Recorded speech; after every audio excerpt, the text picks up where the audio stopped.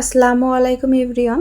আজকের ভিডিওতে আপনারা একই সাথে দুটি জিনিস দেখতে পারবেন। একটি হচ্ছে আমি লেস দিয়ে কীভাবে ড্রেসটি ডিজাইন করেছি, অপরটি হচ্ছে আমি হ্যান্ড পেইন্টিং দ্বারা ড্রেসটি কীভাবে আরও বেশি সুন্দর করেছি। এই ভিডিওতে দুটি বিষয় থাকবে, একটি হচ্ছে কিভাবে আমি লেসগুলো অ্যাটাচ করেছি, অপরটি হলো এই পেইন্টিংয়ের জন্য যে ডিজাইনটি দেখছেন সেটা কিভাবে আমি ড্রয়িং করেছি।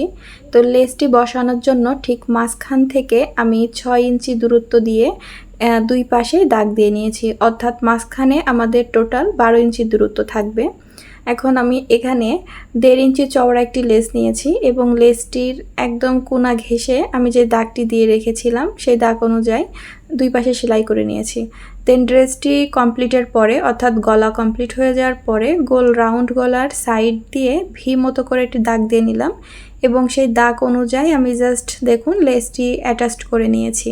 যারা গোল গলা ছাড়া পরতেই পারেন না তাদের জন্য এই গলার ডিজাইনটি কিন্তু খুব ইউজফুল, কারণ আপনি ড্রেসটি পরার পরে গোল গলা পরার মতো আনন্দ উপভোগ করবেন, তবে আপনার লুকটি আসবে কিন্তু ভি গলার মতো, কারণ লেসটি লাগানোর পরে কিন্তু দেখলে মনেই হচ্ছে যে এটা একটি ভি গলা।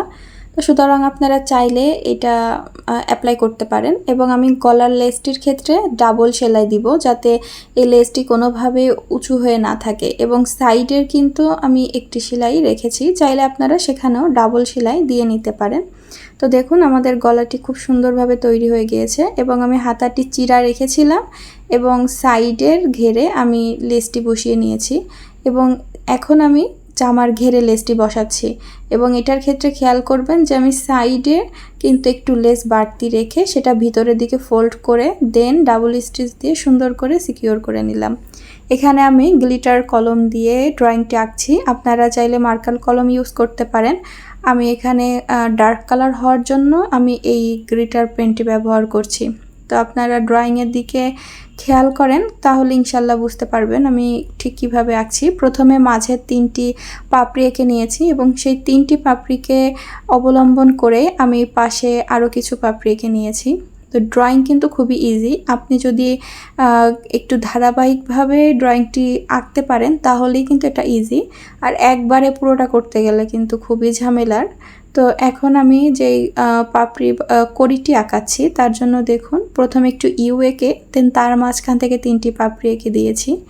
আর এখানে আমি ঘাস পাতা ইউজ করছি, তো এই পাতার সাইডতে আমি কিছু ছোট ছোট ডাল ব্যবহার করছি।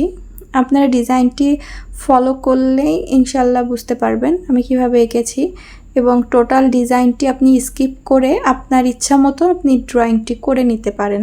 এই ভিডিওর পরবর্তী পার্টে থাকবে এটি আপনি কিভাবে পেন্টিং করবেন। যদিও এটি কিন্তু একটি গাঢ় কাপড়, এর উপরে আপনি ডিরেক্ট কালার অ্যাপ্লাই করলে কিন্তু আপনার কালারটি ফুটবে না, কিন্তু আমার পেন্টিংটি দেখেছেন যে সেটা কিন্তু খুবই সুন্দর গ্লসি হয়েছে। সুতরাং আপনি নেক্সট ভিডিওটি অবশ্যই দেখবেন, তাহলে আপনার পেন্টিং রিলেটেড কোনো প্রবলেম ইনশাল্লাহ থাকবে না। তো এরকম হ্যান্ড পেইন্টিংয়ের আরও বিভিন্ন ধরনের ডিজাইন অলরেডি আমার ইউটিউব চ্যানেলে আমি আপলোড করেছি, সেখান থেকে আপনি পাঞ্জাবির ডিজাইন এবং কামিজের ডিজাইনও দেখতে পারেন। এছাড়াও আমার ইউটিউব চ্যানেলে আমি ড্রেস মেকিং ও হাতের কাজের ভিডিও আপলোড করে থাকি, আপনারা আপনাদের কাঙ্ক্ষিত প্লেলিস্টটি ফলো করলেই ইনশাল্লাহ আপনাদের আশানুরূপ ভিডিও দেখতে পারবেন। আজ এখানেই বিদায় নেব, তবে কোনো ধরনের প্রবলেম থাকলে আপনাদের মূল্যবান মতামতটি কমেন্টের মাধ্যমে আমাকে জানাতে পারেন এবং পরবর্তী ভিডিও পাওয়ার জন্য চ্যানেলটি অবশ্যই সাবস্ক্রাইব করবেন।